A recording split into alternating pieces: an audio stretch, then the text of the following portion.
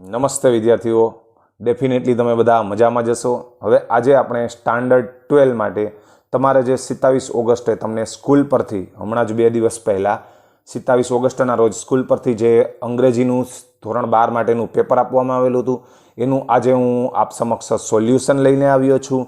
આ આપણું સોલ્યુશન છે એ 2 પાર્ટની અંદર હશે, 2 ભાગમાં, કેમ કે એક પાર્ટનું જ્યારે તમને સોલ્યુશન અત્યારે આપવા જઈ રહ્યું છે એ પણ લગભગ 30 થી 31 મિનિટનો પીરિયડ હશે તો ખૂબ લેન્ધી થઈ જાય, એટલા માટે આપણે શોર્ટ નોટ જે તમારે છેલ્લો ક્વેશ્ચન છે એ મારે તમને ગુજરાતી કરીને સમજાવવો પડશે। શોર્ટ નોટ લખેલી છે મેં, તો એનું ગુજરાતી તમને કરીને પણ સમજાવીશ, તો એમાં પણ ખૂબ સમય લાગે, એટલે આ લેક્ચર છે સેક્શન 1 પાર્ટ 1 એ પણ લગભગ તમારે 30 મિનિટનો થઈ જશે। એટલા માટે આ મેં તમારું સોલ્યુશન છે સ્ટાન્ડર્ડ 12 માટેના યુનિટ ટેસ્ટ 2નું એ મેં 2 પાર્ટમાં રાખેલું છે।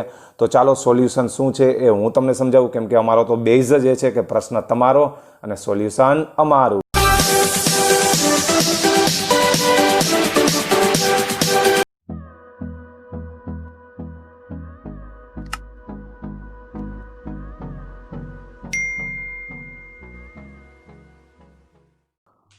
તો સૌ પ્રથમ તો બધાને ગુડ મોર્નિંગ।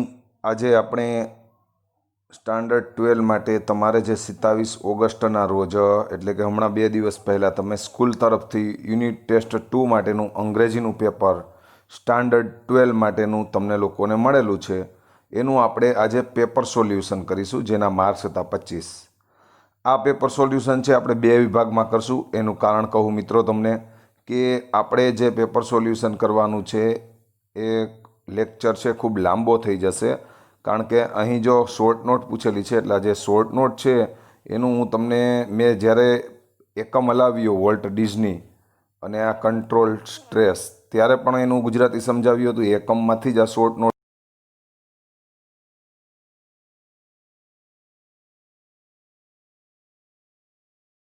આ બંને પ્રશ્નમાં, એટલે આપણે છે એનું છે સેકન્ડ પાર્ટ 2માં રાખશું, બરાબર।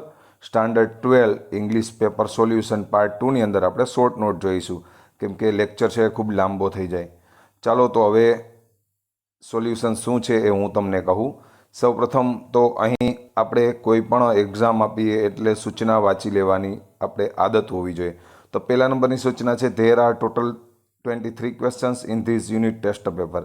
હવે અહીંયા ધેર સૌ પ્રથમ વપરાયેલું છે એટલે એનું ગુજરાતી તો પહેલાં ત્યાં નહીં થાય, બરાબર, કારણ કે ધેર વચ્ચે અથવા છેલ્લે આવે તો જ એનું ગુજરાતી ત્યાં થાય છે, જે મેં તમને અગાઉના લેક્ચરમાં કહ્યું હતું। અહીં માત્ર તે ઇન્ટ્રોડક્ટરી એટલે કે કર્તા તરીકે, કર્તા ન હોય તો એને જગ્યાએ ધેર વપરાયેલું છે, એટલે આનું ગુજરાતી થશે કે આ એકમ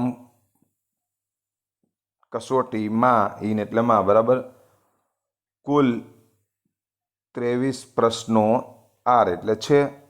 ઓપ્શન્સ આર ઇટર્નલ એટલે કે ઓપ્શન્સ એટલે કે વિકલ્પો આંતરિક છે। Write the answers of this unit test in a notebook. હવે ખાસ ધ્યાન રાખવાનું છે કે નોટબુકમાં એટલે કે તમારી બુકની અંદર નોટબુકમાં આ યુનિટ આ એકમ કસોટી ના ઓફ એટલે ના, બરાબર, જવાબો રાઇટ એટલે લખો। તો આ 3 સૂચના બરાબર આપણે કેરફુલી રીડ કરી લીધા બાદ હવે તમારે જે એક્ઝામની અંદર લખવાનું છે, તમારી નોટબુકમાં વિદ્યાર્થી મિત્રો યાદ રાખવાનું છે, લખવાની પદ્ધતિ છે કે સેક્શન એ છે એને તમારે માની લો કે તમારું પહેલું પેજ છે, તેમાં જેટલા સેક્શન એના આ તમામ પ્રશ્નો છે આપ જોઈ શકો છો અહીંયા સુધીના છે, એક જ પેજમાં લખી શકો છો। એક પેજ માની લો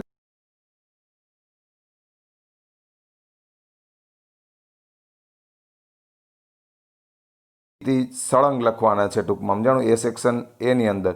પછી માની લો કે સેક્શન એ તમારે પૂરો થાય છે તો સેક્શન બી માટે નવું પેજ તમારે બુકની અંદર કરવાનું છે। એ રીતે સેક્શન બીમાં તમારે જ્યાં સુધી સમય ત્યાં સળંગ લખવાનું છે, પછી નવું પેજ સેક્શન સી માટે શરૂ કરવાનું છે।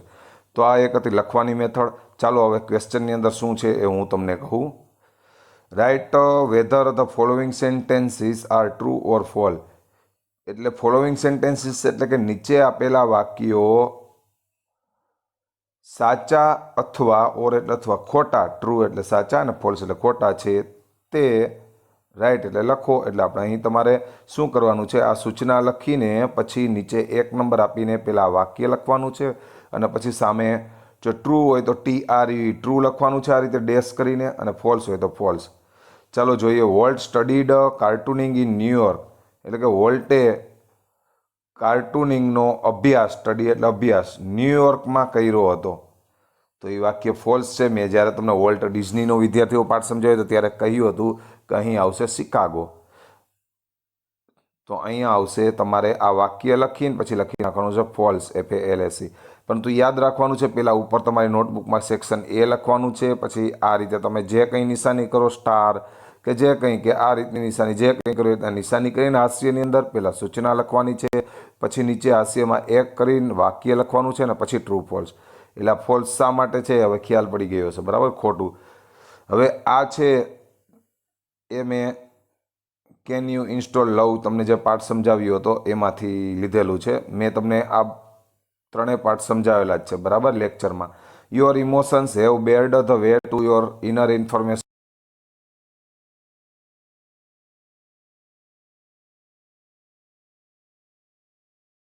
માહિતી સંગ્રહ, ઇનર ઇન્ફોર્મેશન સ્ટોર એટલે કે તમારી આંતરિક માહિતી સંગ્રહના રસ્તામાં, ધ વે એટલે કે રસ્તામાં, હેવ બેર્ડ એટલે કે અવરોધરૂપ બને છે. તો એ સાચું છે, બરાબર. આપણે ભણ્યા હતા એમાં આવ્યું હતું. તો અહીંયા આવશે TRUE ટ્રુ, અહીં લખી નાખવાનું રહેશે. પછી આવે છે આજે આપણે સ્ટ્રેસના જે પાઠ ભણીએ છીએ એમાં સ્ટ્રેસથી બચવા માટેના રસ્તાઓ હમણાં આપણે આવશે, સમજીએ છીએ અત્યારે હાલમાં એ પાઠ ચાલુ છે, બરાબર. એની અંદર એ આવે છે get out in nature and walk, એટલે કે નેચર એટલે કે કુદરત, અહીં સ્વભાવ નહીં કરવાનું, પણ નેચર એટલે કુદરત, ઇન એટલે માં, ગેટ આઉટ એટલે બહાર જાઓ, એટલે કે કુદરતમાં બહાર જાઓ. તમે ખેતરમાં ઘૂમો, બરાબર, ફરો, એની વાત છે. તો તમારો સ્ટ્રેસ છે હળવો થઈ જાય લીલોતરી જોઈને. એન્ડ વોક અને ચાલો, તો એ આવશે ટ્રુ, TRUE ટ્રુ, બરાબર. અહીંયા વાક્ય લખીને આ રીતના ટ્રુ લખી નાખો. પછી એક લીટી છોડીને તમારે ફરીથી સ્ટાર કે જે કંઈ હાસ્યમાં નિશાની કહીને આ સૂચના લખવાની રહેશે, બરાબર. આ 3 માર્ક્સનો પ્રશ્ન હતો. આ પણ છે 3 માર્ક્સ, એટલે કે 3 માર્ક્સનો પ્રશ્ન. Find out and write the nearest meanings. જો ફાઇન્ડ આઉટ એટલે શોધી કાઢવું, એન્ડ અને શોધી કાઢો, અને write the nearest meaning, nearest એટલે કે નજીકના અર્થ લખો. હવે અહીંયા જો તમને આ ચોથા, પાંચમા, છઠ્ઠામાં આપણે આપેલા છે, બરાબર. તો સૌપ્રથમ તો આપણે એનું ગુજરાતી આવડવું જોઈએ. આ તમામ શબ્દો છે મેં જ્યારે એકમ સમજાવ્યો ત્યારે તમને સમજાવેલું હતું. તો આનું ગુજરાતી આવડતું હોય તો તમારે પહેલાં સૂચના લખી, 4 નંબર કહીને વર્ચ્યુઅસો, પછી આ બધાય લખવાના છે, અને પછી જે નિયરેસ્ટ, આ વર્ચ્યુઅસો લખીને પછી 2 ડોટ આ રીતે કરીને જે આ 4માંથી જે સાચો જવાબ છે એ લખવાનો રહેશે માત્ર, બરાબર. તો વર્ચ્યુઅસો એનો અર્થ થશે અસાધારણ. તો એનામાં તો એક જ આવશે વિદ્યાર્થીઓ, એક્સેપ્શનલ. એક્સેપ્શનલ એટલે પણ થશે અસાધારણ, એનો નિયરેસ્ટ મિનિંગ છે, બરાબર, આપણે જે શોધવાનું.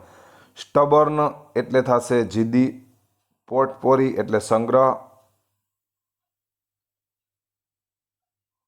આપેલો છે એક્સ્ટ્રા એવેન્જર્સ એટલે કે ખર્ચાળ. તો આમાં વર્ચ્યુઅસો એટલે અસાધારણ, એક્સેપ્શનલ એટલે પણ થશે અસાધારણ. સ્ટબર્ન એટલે જીદી, પોર્ટપોરી એટલે સંગ્રહ, અને એક્સ્ટ્રા એવેજન્સ એટલે કે એક્સ્ટ્રાવેજન્સ એટલે કે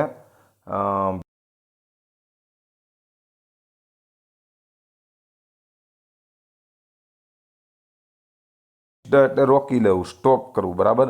તો એનો નિયરેસ્ટ મિનિંગ છે બિગેન એટલે શરૂ કરવું, એ નહીં આવે, બરાબર. એનો નિયરેસ્ટ મિનિંગ સ્ટોપ્ડ એટલે કે અટકી જવું. સિસ્ડ એટલે પણ થશે અટકાવવું, બરાબર. તો જો તમને આનો અર્થ આવડતો હોય તો જ આમાંથી તમે નિયરેસ્ટ મિનિંગ ગોતી શકશો. તો સ્ટોપ્ડ એટલે કે અટકાવવું, ફિનિશ્ડ એટલે પૂરું કરવું, ને રીચડ એટલે પહોંચવું. તો સિસ્ડ એટલે અટકાવવું, અને સ્ટોપ્ડ એટલે પણ અટકી જવું. એનો નિયરેસ્ટ મિનિંગ સિસ્ડનો થશે સ્ટોપ્ડ. પછી ક્વેશ્ચન નંબર 6, તેમાં તમારા હાસ્યમાં 6 લખવાનું છે, અને પછી લખવાનું છે રેશનલ. રેશનલ એટલે વિદ્યાર્થી મિત્રો થશે તાર્કિક. તો એનો નિયરેસ્ટ મિનિંગ થશે લોજિકલ, કારણ કે લોજિકલ એટલે થશે તાર્કિક. તો નેચરલ એટલે કુદરતી, આર્ટિફિશિયલ એટલે કૃત્રિમ, અને પોલિટિકલ એટલે રાજકીય.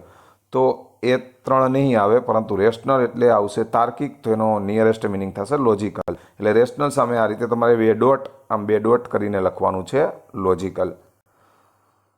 ત્યાર પછી ફરીથી તમારે સેક્શન A ની અંદર એક તમારી જે લીટી છે એની બ્લેન્ક્સ છોડી દેવાની છે, એટલે કે જગ્યા રાખવાની છે, અને પછી સૂચના લખવાની છે. Select the most appropriate language function from the bracket.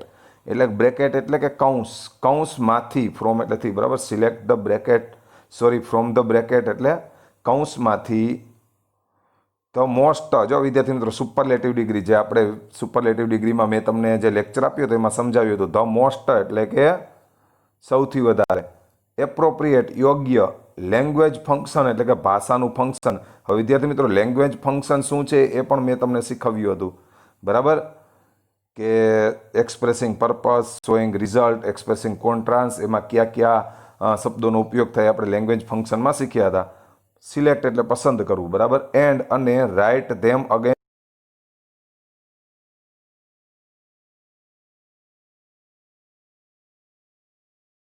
વાક્યોની against એટલે સામે, ધેમ એટલે તેઓને, કોના માટે વપરાય છે ધેમ? આ શોઈંગ રિઝલ્ટ માટે, એક્સપ્રેસિંગ પર્પઝ માટે અને એક્સપ્રેસિંગ કોન્ટ્રાસ્ટ માટે. તેઓને ક્યાં લખવાના છે? લખો, એની સામે લખવાના છે, બરાબર. તો આમાં પણ તમારે હાસ્યમાં 7 નંબર લખી લેવાનું છે, પછી લખવાનું છે વાક્ય આખું, બરાબર. C works very hard so that she can score good marks. પહેલાં તો આપણે આનું ગુજરાતી કરી લેશું કે તેણી વેરી હાર્ડ એટલે કે ઘણું સખત, વર્ક્સ એટલે કામ કરતી, સો ધેટ જેથી કરીને, C can score good marks તેણી સારા ગુણો, કેન સ્કોર એટલે કે મેળવી શકી.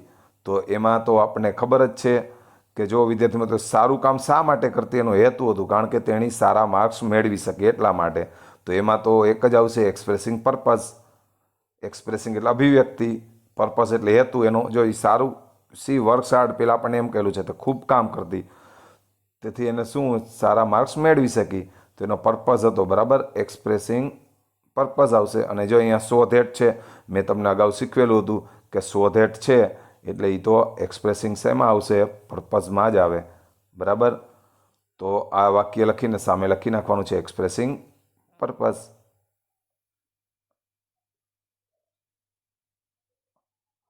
In spite of his being strong, તેની મજબૂતાઈ હોવા છતાં, અથવા તો તે મજબૂત હોવા છતાં, in spite of being strong એટલે કે તે મજબૂત હોવા છતાં, he can not win the game, તે ગેમ જીતી શકતો નથી. કેન નોટ વિન એટલે કે જીતી શકતો નથી. તો જો આમાં વિરોધાભાસ છે કે મજબૂત છે છતાંય વિરોધાભાસ શું થયો કે છતાંય પણ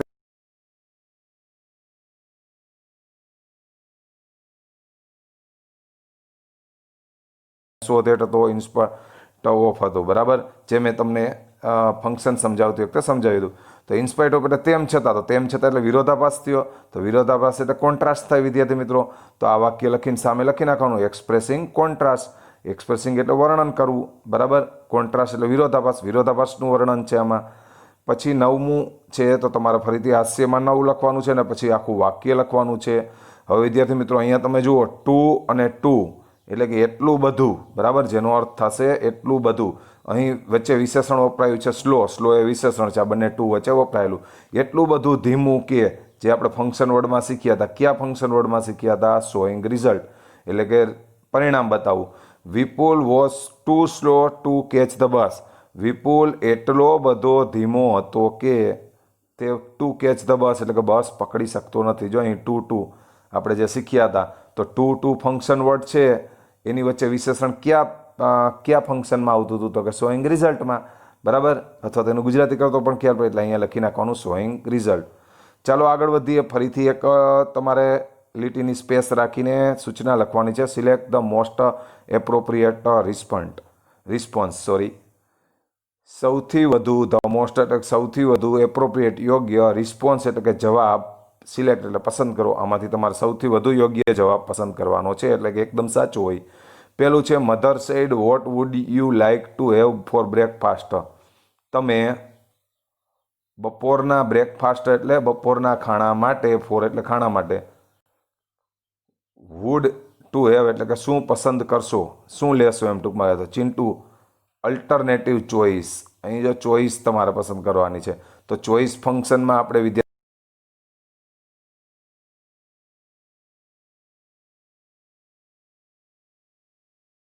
ચોઇસમાં આઈધર ઓર વાળું જ આવે. તો પેલું છે I would like to have what breakfast. હું ગરમ નાસ્તો લેવાનું પસંદ કરીશ. વુડ લાઇક એટલે પસંદ કરું, તો એ નહીં આવે, કારણ કે અલ્ટર ચોઇસમાં તો આઈધર ઓર જ આવે છે. પછી આ ત્રીજું જોઈએ C, I would go to restaurant for breakfast. જો રેસ્ટોરન્ટ લખેલું હોય પણ આપણે વચાય રેસ્ટોરા. હું બ્રેકફાસ્ટ માટે રેસ્ટોરન્ટ જઈશ તો એ પણ નહીં આવે, કેમ કે આમાં પણ આઈધર ઓર નથી. અલ્ટરનેટ ચોઇસની વાત કરી હોય ત્યારે આઈધર ઓર જ આવે, જે મેં તમને ગ્રામરમાં શીખવ્યું હતું. પછી છેલ્લું છે ડી, આઈ હેડ ટેકન બ્રેકફાસ્ટ. મેં બ્રેકફાસ્ટ લીધું તો એ પણ નહીં આવે. તો વધ્યું કયું બી, એમાં આઈધર ઓર છે. જુઓ તમે, આઈધર અને અહીંયા ઓર. બરાબર. I would like to have either bread butter or toast. હું કાં તો, આઈધર ઓર એટલે કાં તો, બરાબર, બ્રેડ બટર અથવા toast would like to have એટલે કે લેવાનું પસંદ કરીશ અથવા તો લઈશ. પછી 11મું જોઈએ. Reena said how does she speak English.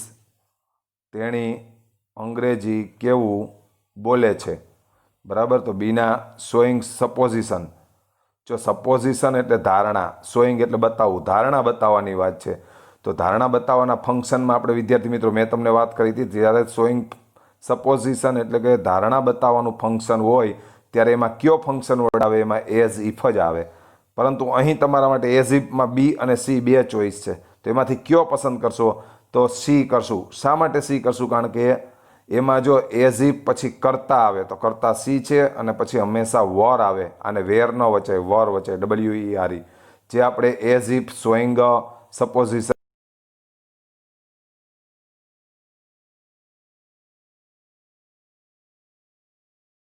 માં છે ઇઝ છે, એટલે એ પણ ઓટોમેટિક ખોટું થશે, એટલે આપણો વિકલ્પ આવશે સી.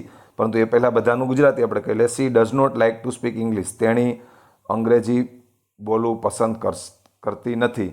તો આ તો આવશે જ નહીં, કારણ કે એઝ ઇફ વાળું જ આવે. C speaks English as if she is a foreigner. તેણી અંગ્રેજી બોલે છે જાણે કે, એઝ ઇફ એટલે જેનું ગુજરાતી થાય જાણે કે, જે મેં તમને સમજાવ્યું હતું.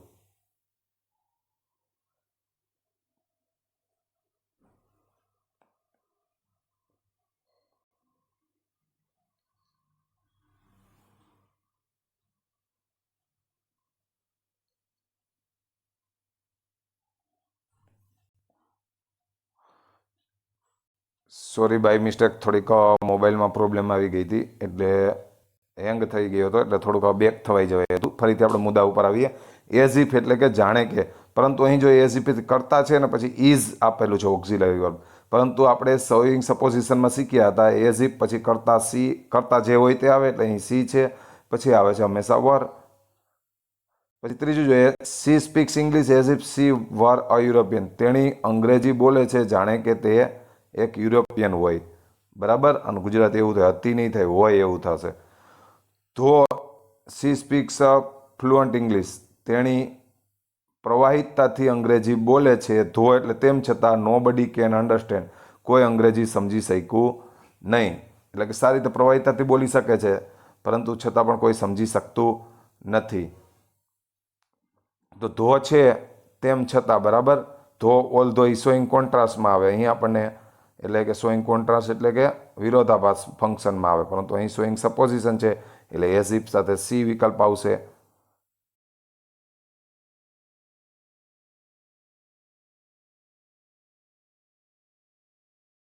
The most appropriate question to get underlined word fresh as answer.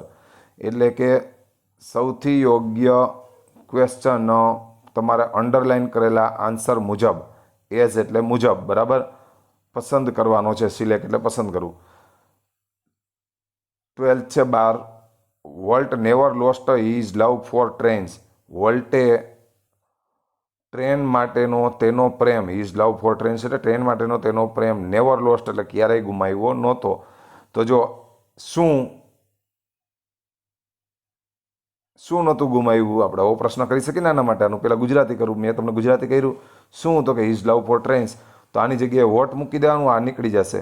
તો વોટવાળું કયું છે? માત્ર આ જ છે, બરાબર. તો આ જ આવશે. What did volt never loss. તેનું ગુજરાતી કરીએ. વોલ્ટે ક્યારેય પણ શું નહોતું ગુમાવ્યું? ડીડ લોસ, બરાબર, નેવર લોસ. એટલે પછીનું જોઈએ. Error is a common problem. એટલે કે સમસ્યા. એરર એટલે સમસ્યા, એરર એટલે ભૂલ. એક સામાન્ય સમસ્યા છે. આપણે કેન યુ ઇન્સ્ટોલ લવમાં આવતું હતું, બરાબર. શું શું એક સામાન્ય સમસ્યા છે આના માટે એમ પ્રશ્ન પૂછી શકે ને. તો વોટ માટે તો આપણે એક જ ફ્રેમ ક્વેશ્ચન વાપરી શકીએ, બરાબર. શું માટે તો એક જ ફ્રેમ ક્વેશ્ચન વાપરી શકીએ વોટ, પરંતુ વોટના અહીં 3 છે. તો શું આવશે આમાં? તો જો પેલું તો વોટ વોસ છે, વોટ વોસ તો ના આવે કારણ કે અહીંયા ઇઝ છે એટલે, બરાબર. પછી અહીંયા વોટ વુડ છે એટલે એ પણ નહીં આવે. તો સ્વાભાવિક છે આપણું શું આવશે? C, what is a common problem. હવે આપણે સેક્શન બીમાં જઈ રહ્યા છીએ. એમાં છે કોમ્પ્રિહેન્શન છે, એના આધારે પ્રશ્ન જવાબ છે. Read the extracts and answer the question. Extracts એટલે ફકરો, બરાબર. પેરેગ્રાફ પણ જેને કહેવામાં આવે છે. ફકરો વાંચો, રીડ એટલે વાંચવું, અને આન્સર ધ ક્વેશ્ચન, પ્રશ્નોના જવાબ આપો.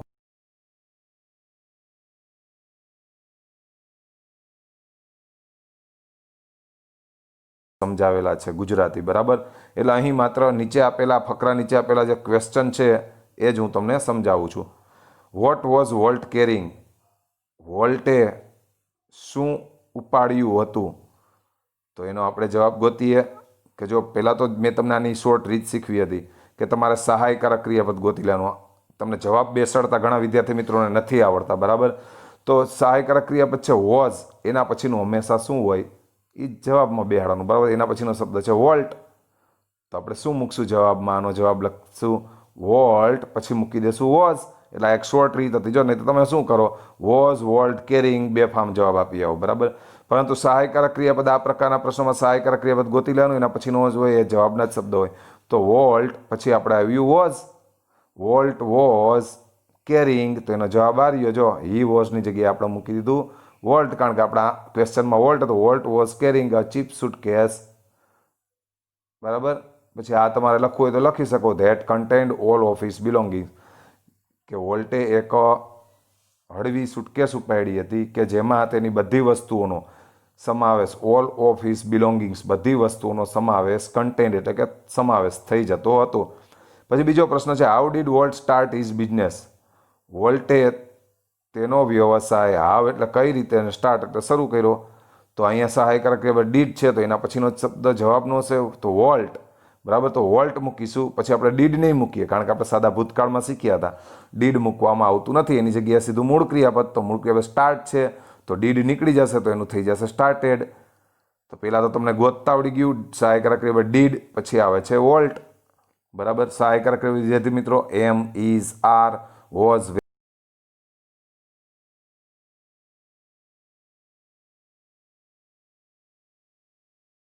પછી આવે છે વોલ્ટ. તો વોલ્ટ, કારણ કે સહાયકારક ક્રિયા આ પ્રકારના ટાઈપના પ્રશ્નોમાં આપણી ભૂલ ન પડે એટલા માટે મેં તમને શોર્ટ રીત શીખવી છે. સહાયકારક ક્રિયાપદ ગોતી લ્યો, ગોતી લીધું પછી આવે છે જે શબ્દ હોય એ જ જવાબ મૂકવાનો, ત્યાંથી જ જવાબની શરૂઆત કરવાની પ્રશ્નમાં, બરાબર. વોલ્ટ, હવે આપણે સાદા ભૂતકાળમાં શીખ્યા હતા અહીંયા વોલ્ટ વોઝ મૂકી દીધું, પરંતુ ડીડ આપેલું હોય તો ડીડ નથી મૂકતા, સીધું મૂળ ક્રિયાપદ લઈ લઈએ છીએ. તો મૂળ ક્રિયાપદ છે સ્ટાર્ટ, તો સ્ટાર્ટનું થઈ જશે સ્ટાર્ટેડ, કારણ કે આપણે ડીડ કાઢી નાખ્યું. Volt started.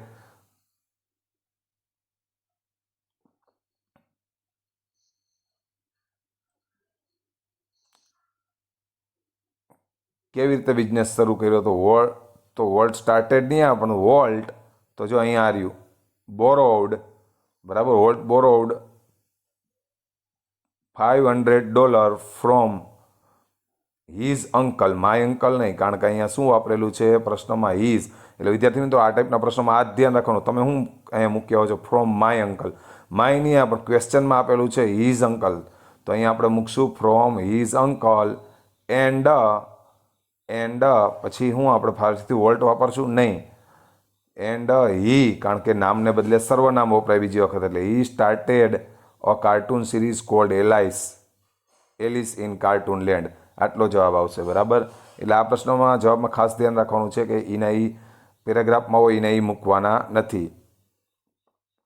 પછીનો 16મો question, right similar meaning of the word stomach from the paragraph, એટલે કે પેરેગ્રાફમાંથી, ફ્રોમ એટલે થી, બરાબર. સ્ટમક એટલે કે પેટનો, સિમિલર મિનિંગ એટલે કે સિમિલર એટલે સમાન, અર્થ ધરાવતો શબ્દ લખો.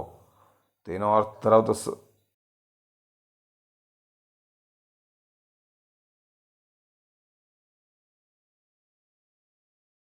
જો ખાસ ધ્યાન રાખવાનું, similar meaning of the word stomach is, પછી આમ નહીં લખી નાખવાનું ફ્રોમ ધ પેરેગ્રાફ, બરાબર.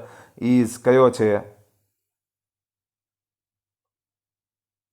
તો મારા ખ્યાલમાં જો અહીંયા બેલી, બેલી એટલે પણ થશે સ્ટમક.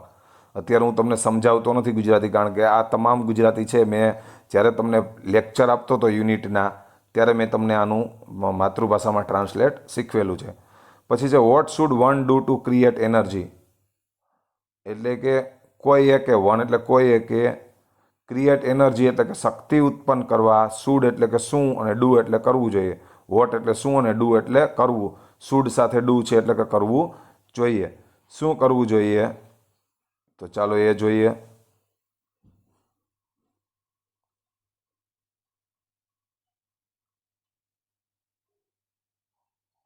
તો એમાં જવાબ આવશે, જો શુડ સહાયકારક ક્રિયા પછી એના પછીનો શબ્દ one should,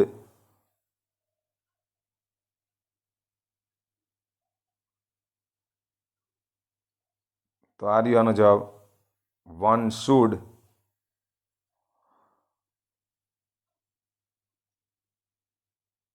rub both, rub both. પછી યોરની જગ્યાએ શું આવશે?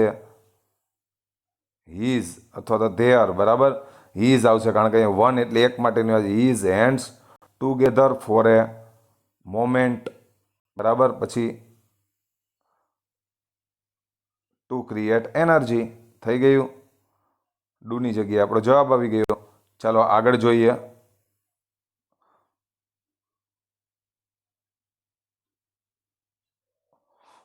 વોટ આર ક્લોઝલી રિલેટેડ,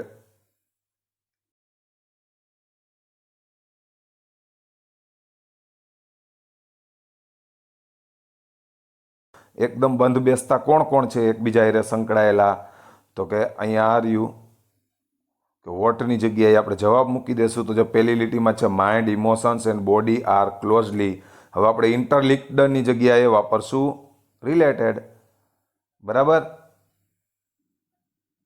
હું વાપરશું રિલેટેડ, કારણ કે અહીં રિલેટેડ આપેલું છે. ઇન્ટરલિંક્ડ આપો તો સાચું રહે, પરંતુ આપણે પ્રશ્નમાં હોય એ મુજબ આપીશું તો વધારે એપ્રોપ્રિએટ રહેશે. બરાબર, હાઉ ડુ ધે વર્ક, તો જો ઘણા શું તમે લખીને આવો છો, એન્ડ ઓલવેઝ વર્ક ટુગેધર, એમ નથી લખવાનું. પરંતુ જો ડુ પછીનો તમારો જવાબનો શબ્દ બનશે તો ધેય, પછી ડુ નીકળી જશે. બરાબર, કારણ કે આપણે ડુ નથી વાપરતા સાદા વર્તમાન કાળ મુજબ. ધેય વર્ક લખી નાખ્યું, પછીનો શબ્દ હવે હાઉની જગ્યાએ જવાબ આવી જાય, ધેય વર્ક ટુગેધર. એટલે ખાસ ધ્યાન રાખવાનું છે આ પ્રકારના. આપણે શું કરીએ કે અહીંયા પૂછેલો છે પ્રશ્ન, તો આપણે લખીને કે mind, emotions and body are closely interlinked. ઇન્ટરલિંક્ડની જગ્યાએ વધુ એપ્રોપ્રિએટ રિલેટેડ રહેશે. અને પછી આનો જવાબ આમ લખી નાખીએ, એન્ડ ઓલવેઝ વર્ક ટુગેધર. એમ ના ચાલે, કારણ કે આ બીજો પ્રશ્ન છે, હાઉ ડુ ધે વર્ક. તો ડુ સહાયકારક ક્રિયા પછી એના પછીનો જે શબ્દ છે જવાબમાં આવશે, તો આપણે લખશું ધેય. પછી ડુ નહીં આવે, સાદા વર્તમાન કાળમાં આપણે શીખ્યા હતા એ નીકળી જશે. એની જગ્યાએ આવશે મૂળ ક્રિયાપદ, તો મૂળ ક્રિયાપદ છે વર્ક. હવે તમે પ્રશ્નમાં પહોંચીએ હાવ, તો હાવની જગ્યાએ આપણો જવાબનો શબ્દ ટુગેધર. બરાબર, અહીં લખી નાખશું. પછીનો પ્રશ્ન છે what do you mean by mental abilities, માનસિક ક્ષમતા તમારા મતે શું છે? યુ મીન એટલે કે તમે એનો શું અર્થ કાઢો છો? તો માનસિક ક્ષમતા એટલે જો અહીંયા આપેલું હશે,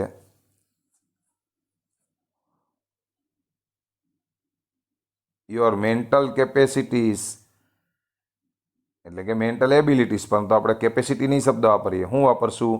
મેન્ટલ.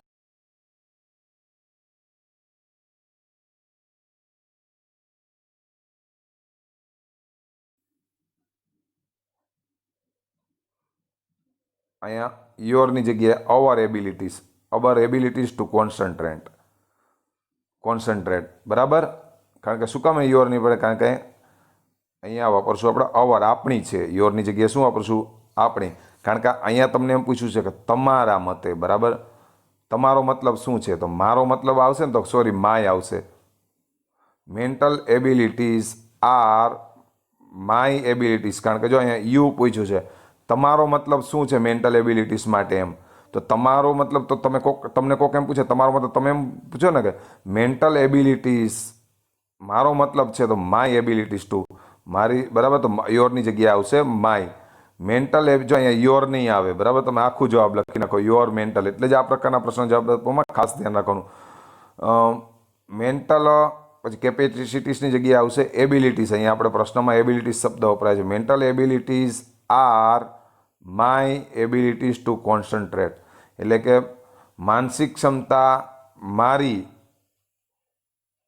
એકાગ્ર શક્તિ છે. એબિલિટીઝ ટુ કોન્સન્ટ્રેટ એટલે કે એકાગ્ર શક્તિ. હવે છે કાવ્યના આધારે પ્રશ્નના જવાબ આપેલા છે. તો એમાં જોઈએ what was the poet. Poet એટલે કે કવિ શું હતા? તો જો અહીંયા પેલામાં જ જવાબ આવે છે. તો અહીંયા પેલા આપણે વોઝ ગોતી લીધું સહાયકારક ક્રિયાપદ, એના પછીનો શબ્દ જવાબ જ હશે. તો ધ પોએટ, ત્યાંથી આપણે જવાબની શરૂઆત કરશું. આ એક શોર્ટ રીત હતી, બરાબર વિદ્યાર્થી મિત્રો? ધ પોએટ પછી આપણે શું મૂકી દઈશું? વોઝ. તો આપણો જવાબ આટલો થઈ ગયો, ધ પોએટ વોઝ. હવે આમાંથી ગોતવાનો છે શું છે? અ ફેશનર ઓફ સ્વર્ડ્સ.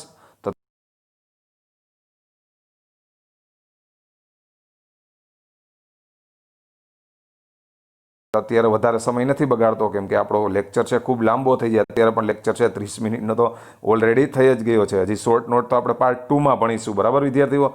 પછી છે what did the poet decided to be. અહીં ડીડ આપેલું છે સહાયકારક ક્રિયાપદ, તો પછીનો શબ્દ છે એ જવાબ જ હશે. તો ધ પોએટ, ત્યાંથી આપણે જવાબની શરૂઆત કરશું. The poet. હવે જો આમાં આપણે શું મૂકી દેતા? ધ પોએટ પછી વોઝ મૂકી દીધા. અહીંયા ડીડ છે, પરંતુ સાદા ભૂતકાળના નિયમ મુજબ ડીડ નહીં આવે, પછી સીધું મૂળ ક્રિયાપદ. તો ડિસાઇડ છે એનું ડિસાઇડેડ થઈ જાય. શા માટે? તો કે ડીડ નીકળી ગયો એટલે ધ પોએટ ડિસાઇડેડ શું બનવાનું નક્કી કર્યું હતું? તો કે ટુ બી ધ સ્વર્ડ જો છેલ્લે આપેલું છે. And I have learned to be the sword એટલે કે અને હું ખુદ જ એક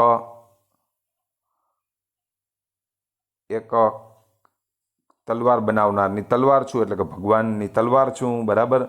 ભગવાને મારું બોડી બનાવ્યું છે એમ કહેવાનો મતલબ. તો શું આવશે? The poet decided to be the sword. પછીનો પ્રશ્ન છે do give 2 pairs of rhyming words. Rhyming words એટલે કે સરખા પ્રાસવાળા, 2 સરખા પ્રાસવાળા શબ્દો ફ્રોમ ધ સ્ટાન્જા. સ્ટાન્જા એટલે કે કાવ્ય પંક્તિ. અંગ્રેજીમાં કાવ્ય પંક્તિને સ્ટાન્જા કહેવામાં આવે છે. એનો સ્પેલિંગ આપ જોઈ શકો. સ્ટાન્જા એટલે કાવ્ય પંક્તિ, ફ્રોમ એટલે માંથી, 2 pairs of rhyming words. Rhyming words એટલે 2 સરખા પ્રાસવાળા શબ્દોની પેર્સ એટલે કે જોડ, ગીવ એટલે આપો. ચાલો આપી દઈએ આપણે. અહીંયા જો પેલું છે ગોન અને સોન, બરાબર? લોર્ડ ભગવાન અને સ્વર્ડ એટલે કે તલવાર. તો પેલા 2 શબ્દ ક્યાં લખશો? ગોન ડેશ સોન ડેશ એટલે આ રીતે, બરાબર? પછી લોર્ડ ડેશ સ્વર્ડ. તો વિદ્યાર્થી મિત્રો આ હતું આપણું સેક્શન A, B અને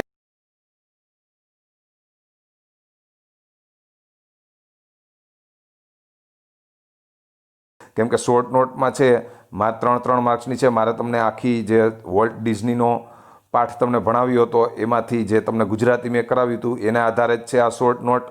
અને આ છે એ આપણે અત્યારે જે ભણી રહ્યા છીએ પાઠ મેનેજ યોર સ્ટ્રેસ, એને આધારે છે. તો હું એનું ભાષાંતર કરવા જાઉં તો લેક્ચર છે ખૂબ લાંબો થઈ જાય. એટલે શોર્ટ નોટ સાથે સમજાવતા મેં લખેલી શોર્ટ નોટ છે હું તમને ગુજરાતી સમજાવતો જઈશ. એમાં પણ લગભગ 20-25 થી 30 મિનિટ જેટલો સમય લાગશે. તો જો અત્યારે હું તમને શોર્ટ નોટ સમજાવું તો અત્યારે 31 મિનિટનો થઈ ગયો છે અને હજી 30 મિનિટનો થાય તો 61 મિનિટ જેવો લેક્ચર થાય, જે ખૂબ લેન્ધી થાય. તો અહીં જ મારો લેક્ચર છે પૂર્ણ કરું છું. ફરીથી આપણે યુનિટ 2ની અંદર તમારે સ્ટાન્ડર્ડ 12 માટેનું જે યુનિટ ટેસ્ટ પેપર 2 છે એના સોલ્યુશન ભાગ 2ની અંદર મળીશું. ત્યાં સુધી આપનો દિવસ છે શુભ મંગલમય રહે. વંદે માતરમ. જય હિન્દ, જય